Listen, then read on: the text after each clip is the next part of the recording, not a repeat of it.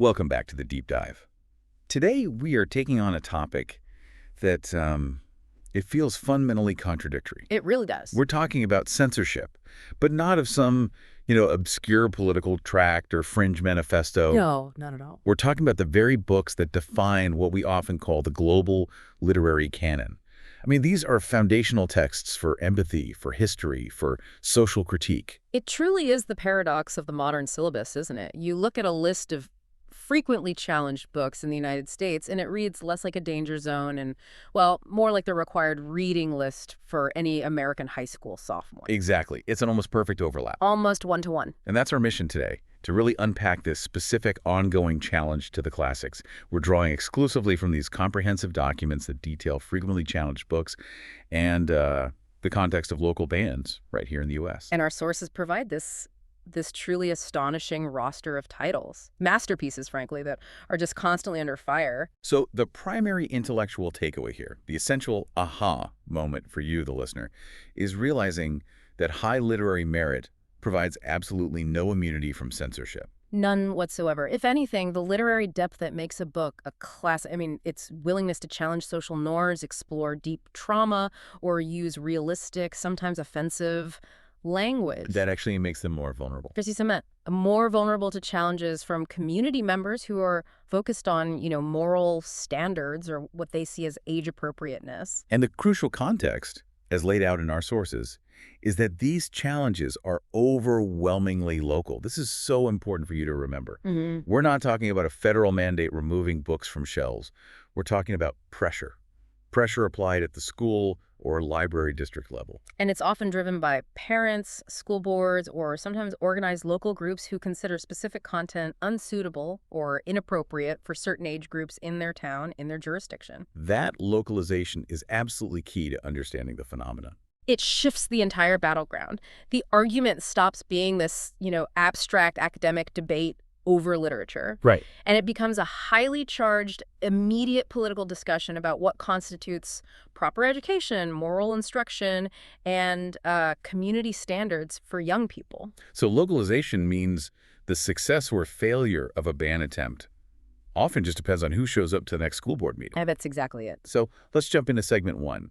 We're going to focus on the books challenged primarily for their language, perceived vulgarity, or just general moral controversy. These are the ones where the initial shock is maybe the highest? Exactly. The shock of seeing them on a challenged list is huge because they are so deeply embedded in our collective understanding of American literature. Where do we even start? We have to start with F. Scott Fitzgerald's The Great Gatsby. I mean, if you've been through the American education system, you've encountered this book. Probably more than once. Perhaps multiple times. And yet, year after year, it appears on these lists. The documented complaints are very specific. It's challenged for language, for morality, and for inappropriate themes. What's fascinating here is how the challenge fundamentally mistakes the subject matter for the theme. It's a complete misroading. How so? Well, The Great Gatsby is essentially a moral fable. It's a profound and tragic critique of the corruption, the recklessness, and the moral hollowness of the wealthy elite during the Jazz Age. All right, so the language and the inappropriate themes. We're talking about infidelity, the casual disregard for human life, and the hit-and-run bootlegging. All of it. The pervasive sense of moral decay. These are the tools Fitzgerald uses to critique the decaying American dream. But the complaint targets the description of the immorality, not the crushing moral lesson that comes from it. Precisely. The challenges stem from the depiction of a setting steeped in this perceived moral decay. For the book to work, Fitzgerald has to illustrate the decadence, the careless nature of the Buchanan's world. So when community members cite morality as the reason for the challenge, they're often expressing discomfort with the entire social critique embedded in that Jazz Age setting, or, they're simply objecting to the mature subject matter like adultery and class stratification being presented to high schoolers who they feel just aren't ready for that level of moral complexity. It almost suggests a desire for literature that doesn't critique. Literature that presents heroes and villains really clearly without forcing the reader to analyze the dark underbelly of the American success narrative. That's a very keen insight. The challenge seeks to sanitize the curriculum. Right. And that brings us perfectly to another cornerstone of adolescent fiction, J.D. Salinger's The Catcher in the Rye. Of course, this book is just constantly labeled inappropriate. For strong language and its focus on adolescent themes, specifically rebellion and mental health issues. Catcher in the Rye has been generating challenges almost since the day it was published. Why is this specific brand of adolescent angst so internally triggering for challengers? Well, the tension is perennial, isn't it?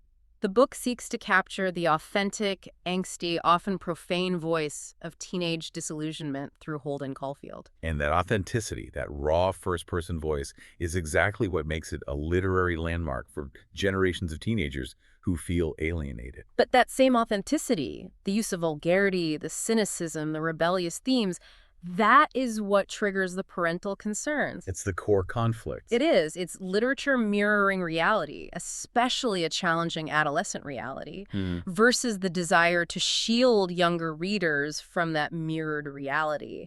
There's this fear that exposure somehow validates or encourages the behavior. It raises a really important question that teachers must grapple with all the time. When is a book capturing an experience, and when is it seen as promoting the negative aspects of that experience? Exactly. In the case of Catcher, the strong language and the cynical worldview are inseparable from Holden's trauma, his loneliness, his entire narrative voice. So if you remove the language, You're often neutering the emotional weight and the psychological reality of the entire text. You lose the very authenticity that makes it so powerful in the first place. let's turn now to John Steinbeck. His work is absolutely foundational to understanding 20th century America. Absolutely. And yet, both The Grapes of Wrath and Of Mice and Men are consistently challenged. Steinbeck brings us squarely into the realm of social realism, and that generates a very specific and often political type of challenge. Take The Grapes of Wrath. Right. It's consistently criticized specifically for vulgarity, and its realistic, unflinching depictions of poverty, exploitation, and social injustice during the Depression era. That distinction is so crucial. It's not just the swear words, those are cited heavily in the challenge record. Not all. It's the truth of the situation, the desperate conditions of the migrant workers, the exploitation by landowners, the systemic failure that drove the Okies west. Yes, and the challenge against vulgarity seems connected to this profound discomfort with the raw, unflinching truth of socioeconomic struggles in American history. So if we connect this to the bigger picture, Censorship aimed at social realism often attempts to sanitize historical or ongoing hardship. The language of the impoverished worker, their frustration, their desperation, might be deemed vulgar by critics, but that language is an accurate, necessary component of depicting their harsh existence. so challenging The Grapes of Wrath is really an attempt to suppress the visibility of an uncomfortable historical truth. A truth about capitalism and poverty in America, yeah. And it gets framed as just a language issue.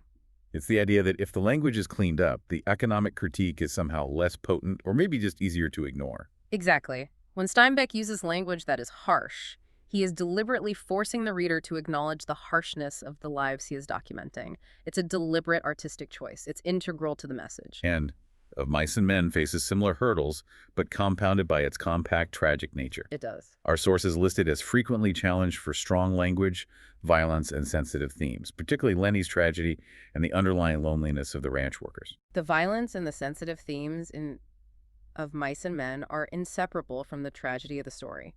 It's a tight, focused narrative on broken dreams and isolation.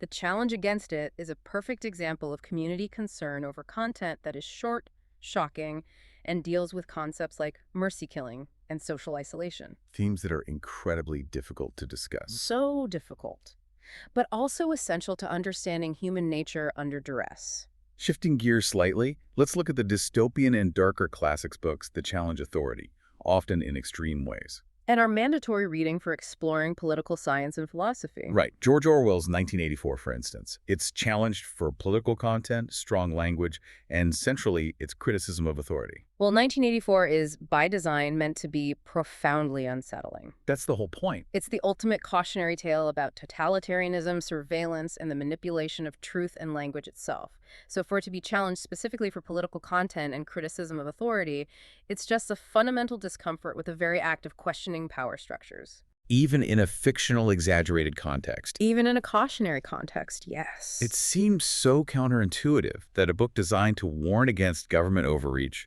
would be challenged in a democracy. It is. But that criticism of authority label often becomes a proxy for objections to the anti-establishment themes that are inherent in all strong dystopian writing. It teaches young people to look sideways at their government. And that is exactly the point the challengers often seek to avoid. Dystopian fiction is inherently disruptive because it asks, what if? What if things go wrong? What if we are wrong? That critical posture is what makes it valuable, but also what makes it so vulnerable. And then we have William Golding's seminal work, Lord of the Flies, which is maybe the most brutal literary exploration of the dark side of human nature. It's up there. Its challenge for violence, its dark view of human nature, and this fear of a negative influence on youth. The fear of negative influence is perhaps the strongest emotional driver for censorship, especially when the protagonists are young people descending into savagery.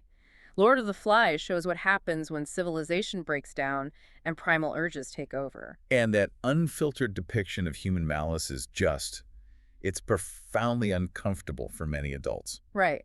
They're concerned about exposing students to concepts they might see as corrupting. You know, what's interesting about the Lord of the Flies challenge is the implicit pedagogical assumption it reveals. Which is what? The belief that reading about violence or moral collapse somehow transmits that trait to the reader, rather than offering a critical framework for understanding why societal rules and empathy are necessary for survival. It confuses exposure with endorsement. Exactly. The book isn't a blueprint for behavior. It's an X-ray of humanity's potential weakness. To remove it is to remove a key tool for discussing ethics and civilization. And finally, in this segment, we have Joseph Heller's sardonic masterpiece, Catch-22. Another constant on the lists. Consistently challenged for dark humor, its aggressive anti-war criticism, and offensive language. Catch-22 satire is famously dark and absurd.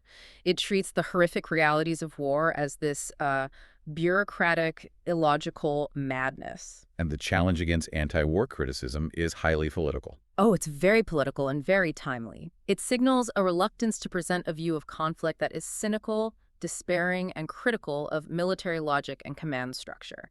This is often framed as being unpatriotic or undermining respect for the armed forces. So the offensive language often just serves as a generalized category to capture the text's overall irreverent and challenging tone. I think so, yes. The real issue is the profound satirical disrespect for military authority and the systems that manage human suffering. The complexity of Catch-22 is that it forces you to laugh at things that are horrifying. That cognitive dissonance, the necessary darkness of the humor, is what makes it a target, because it completely destabilizes the reader's expectations about heroism and conflict. Okay, segment 2.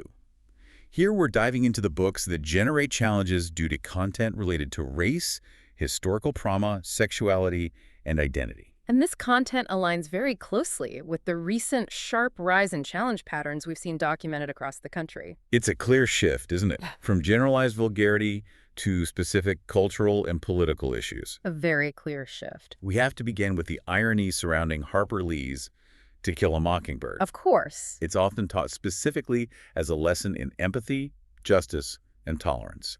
It's a moral compass for young readers, and yet it's consistently challenged. For racial slurs and its portrayal of racial injustice, this challenge represents one of the most intellectually complex conflicts on the banned list. It's a real contradiction. It is.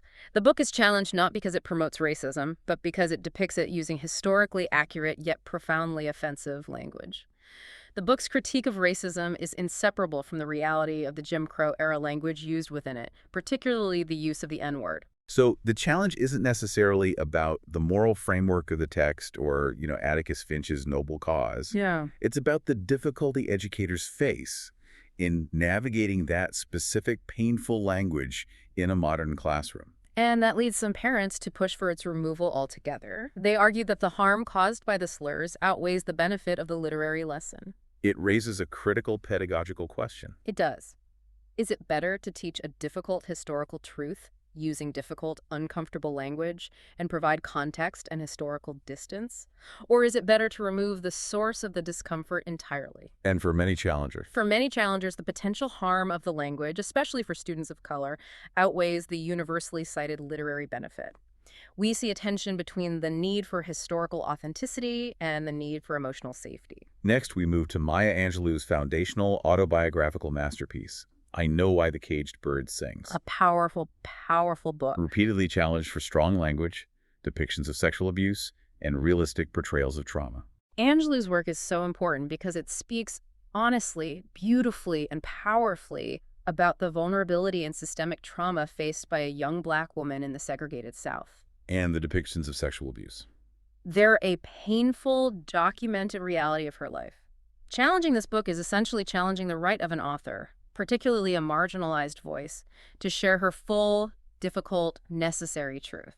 And the argument often pivots back, once again, to age appropriateness, Always. claiming that the realistic portrayals of trauma are too heavy or explicit for younger readers. Without acknowledging that for many students, these themes reflect their own lived experiences or, their own historical context. Which brings us to the towering work of Toni Morrison. Both Beloved and The Bluest Eye are perennial targets. Challenged for violence, racial themes, and explicit content. And the sources highlight a crucial detail about The Bluest Eye. What's that? It is repeatedly challenged for a massive combination of issues: violence, sexual content, trauma, racism, and strong language. That repetition, it emphasizes the persistent, organized nature of these attempts to remove books that grapple with the deep psychological and physical legacy of American racism. Morrison's works are literary cornerstones, precisely because they refuse to look away from that devastation. Exactly. The Bluest Eye, in particular, is this searing examination of internalized white beauty standards and their destructive effects on a young Black girl. The content is challenged because it forces readers into a deep, uncomfortable confrontation with the foundational injustices of American society. The kind of discomfort many communities seek to wall off from their children. That's it in a nutshell. The challenge to literature dealing with sexuality has a long, storied history. It's helpful to ground ourselves in that a bit. It is. James Joyce's Ulysses, for example, faced legal action in the 1920s. He was famously banned for obscenity in the United States until a landmark court decision in the 30s. That historical example illustrates how the definition of obscenity changes so drastically across decades. But the impulse doesn't change. No, the impulse to restrict literature that discusses sex or bodily functions remains absolutely constant. Ulysses was once considered revolutionary and illegal for its candid language. It really set the benchmark for literary battles over artistic freedom versus state-defined morality. So let's fast forward to Vladimir Nabokov's Lolita.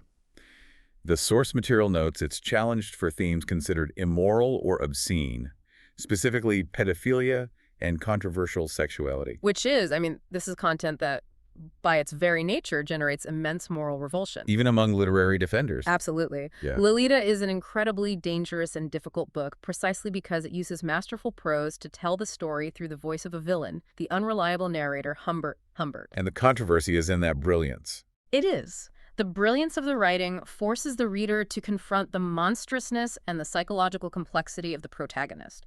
Challenging it is understandable from a moral standpoint, but it ignores the literary function of the text. Wait. A deep, uncomfortable psychological study of depravity and the manipulative narrative voice. And Alice Walker's The Color Purple is another major target, consistently considered too explicit. Featuring sexual content, strong language, and controversial themes like incest and same-sex relationships. Right. Walker's novel is focused so intensely on the survival and resilience of marginalized women dealing with systemic oppression and abuse and ultimately finding love and agency. So the explicit content is necessary. It's a necessary element of depicting the brutal reality of their lives in the early 20th century, particularly within the confines of patriarchy and poverty. When a book deals honestly with the lived experience of historically silenced communities, it often includes themes that are deemed controversial by groups preferring a more sanitized, heteronormative narrative. Okay, let's loop back one last time to the dystopian genre, where the focus shifts from language and trauma to the critique of modern society itself. A different kind of threat. Aldous Huxley's Brave New World. It's consistently challenged for themes of sexuality, drugs, consumerism, and moral controversy. Huxley was warning about a society where control is achieved not through an iron fist like in 1984, but through pleasure and complacency. Through the drug soma, casual sex. And constant engineered consumerism. So when challengers cite sexuality, drugs, and consumerism, they are essentially confirming Huxley's fears. The topics are challenging because they directly critique the comfortable, hedonistic mechanisms of control that define modern life. The book is uncomfortable because it suggests we might be willingly forfeiting freedom for stability and easy pleasure. Precisely. And finally, Margaret Atwood's modern classic, The Handmaid's Tale. It is banned or challenged in several school districts for themes of oppression, sexuality, and social criticism. Specifically, its warnings about theocracy. This book is intensely political because it explores gender oppression, bodily autonomy, and religious extremism taken to a totalitarian extreme. When it's challenged, it's often because the specific social criticism, particularly its exploration of reproductive rights and fundamentalist control over women, is just too sensitive or controversial for local communities. It's a powerful warning that directly engages with contemporary political fears. Which makes it an immediate target in polarized political environments. It seems like the common thread through all these classics is the same. The moment a book forces the reader to look at an uncomfortable, complex truth. Whether it's poverty, racism, political oppression, or difficult sexuality, it immediately becomes a candidate for removal. So we've established that literary merit offers no protection. None. And that the vast majority of challenges center on language, sex, race, and authority. So now, let's zoom out and look at the mechanics of modern censorship in the U.S. and the troubling documented trends. We need to understand not just what is being challenged, but how and why the challenge landscape is shifting so dramatically. And it all starts with local action, not a federal mandate. It is essential to continuously re-emphasize that. Book bans in the U.S. are almost always local, occurring in schools and public libraries. There is no central federal body deciding which books students can or cannot read. And this localization is the strategic key for challengers. It is. So let's unpack that strategy. Our sources identify the groups initiating these challenges: parents, school boards, local groups. All considering content unsuitable for specific age groups. This means the cultural argument over literature is playing out on this fragmented, granular level across thousands of school districts. And the challengers understand that. They absolutely do. They understand that federal law generally protects free speech in libraries, but school boards have authority over curriculum and age-appropriateness standards. So organized groups can focus their limited resources on local elections or board meetings. And achieve widespread bans through targeted pressure rather than some huge national legislative change. This explains the unevenness of challenges. A book like The Handmaid's Tale might be foundational in one district and banned in the neighboring one. All depending on the local school board. Entirely on the composition and priorities of that board. So localization isn't just a geographical descriptor, it's an activist strategy. These bans are driven by community standards regarding what they deem age-appropriate, but that term itself is so flexible. And politically defined. Age-appropriate is the Trojan horse. It allows challengers to bypass arguments about literary value or First Amendment rights by reframing the issue as a matter of protecting children from mature themes. Regardless of how essential those themes are to historical or social understanding. Right. The goal is often curriculum control, not necessarily protection from vulgarity. Looking across all the classics we've discussed, from Gatsby to The Bluest Eye, there's a consistent, clear list of justifications. This is essentially the checklist used by challengers. This list is so valuable because it shows exactly the pressure points in contemporary cultural debates and how those debates have evolved. Let's just summarize the most common reasons found across the source material. They include sexual content, offensive language, violence, racial themes. Religious criticism, and importantly, LGBTQ plus representation. Right. Plus drug use, and the most general but powerful justification, the belief that the book is not age-appropriate. The power of categories like offensive language or not age-appropriate is their ambiguity. And their universality. Yes, they can be applied to nearly any text that deviates from a perceived norm. But the inclusion of categories like religious criticism and specifically LGBTQ plus representation points toward challenges driven by specific, organized moral or political viewpoints. It's an effort to restrict the curriculum, to exclude certain identities and worldviews. That's right. And it's important to note the specific targeting of LGBTQ plus content. While books have long been challenged for generic sexual content, the sources indicate that challenges are now explicitly focused on the presence of queer characters or themes, even in non-explicit contexts. Like a picture book about penguins. Exactly. That shift proves the challenges about visibility and validation of specific identities, not just policing explicit material. It's an attempt to ensure that certain life experiences are simply erased from the curriculum altogether. And to really illustrate the breadth of this controversy, we have examples ranging from high fantasy to children's picture books. It's pretty incredible. Let's start with the massive commercial success of J.K. Rowling's Harry Potter series, specifically The Sorcerer's Stone. The Harry Potter challenges are unique in this context because the complaint isn't about sexual content or historical trauma. It's frequently challenged for the alleged promotion of witchcraft, magic, and values contrary to certain religious groups.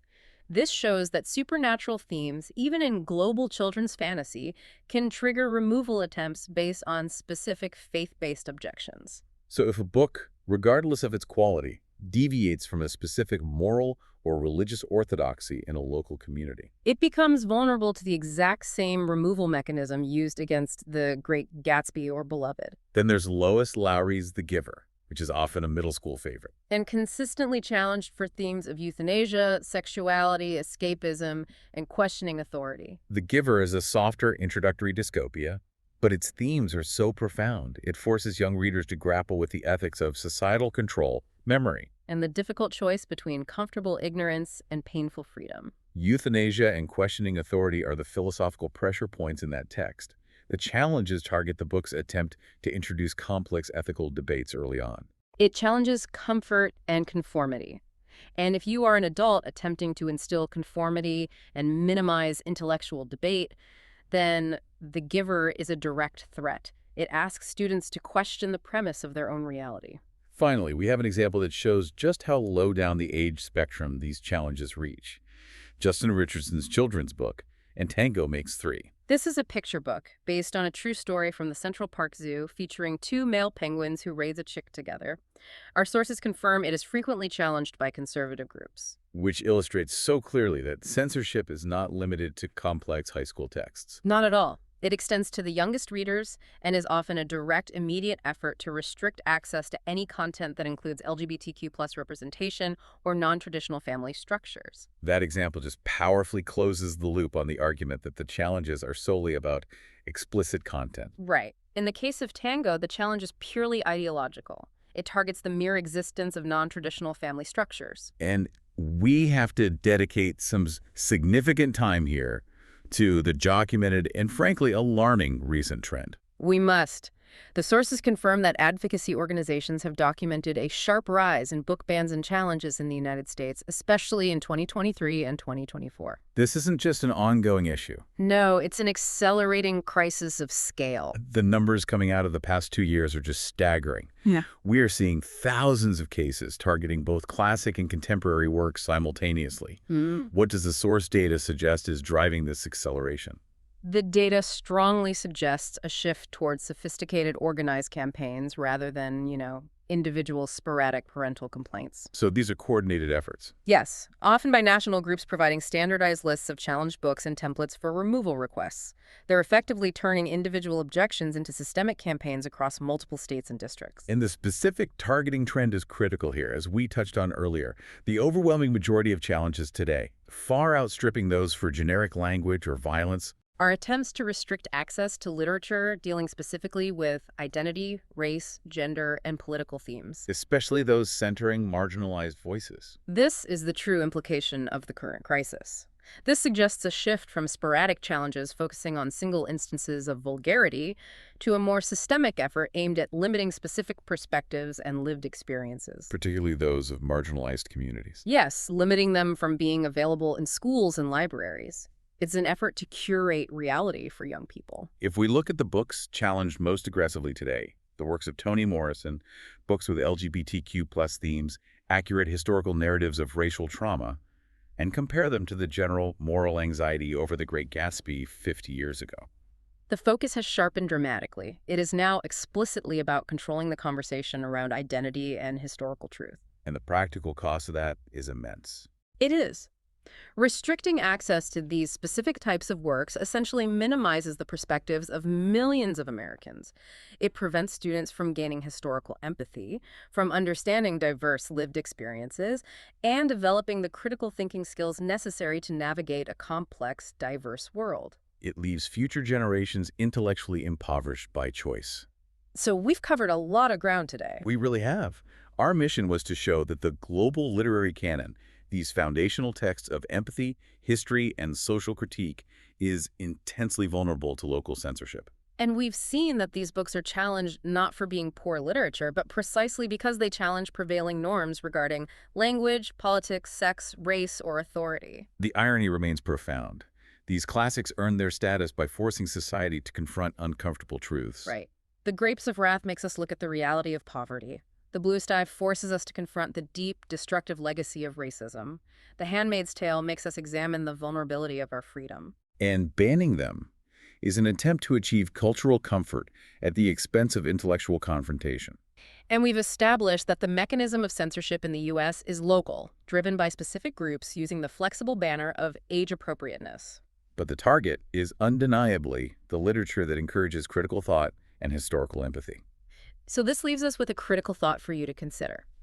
If the majority of banned classics are those that force us to confront uncomfortable truths about violence, race, sexuality, or social injustice, what does the documented sharp rising trend of these challenges say about our current willingness as a society to engage with complex, necessary knowledge? And what is the profound long-term cost of minimizing these essential perspectives and censoring these powerful narratives for future generations of learners? That is the ultimate question. It is. Thank you for joining us today as we explored the challenging and accelerating landscape of literary censorship in America. We encourage you to seek out these sources and continue to explore the implications of restricting access to the world's most powerful stories. Subscribe to the Timeless Tales podcast. Your stories, your time.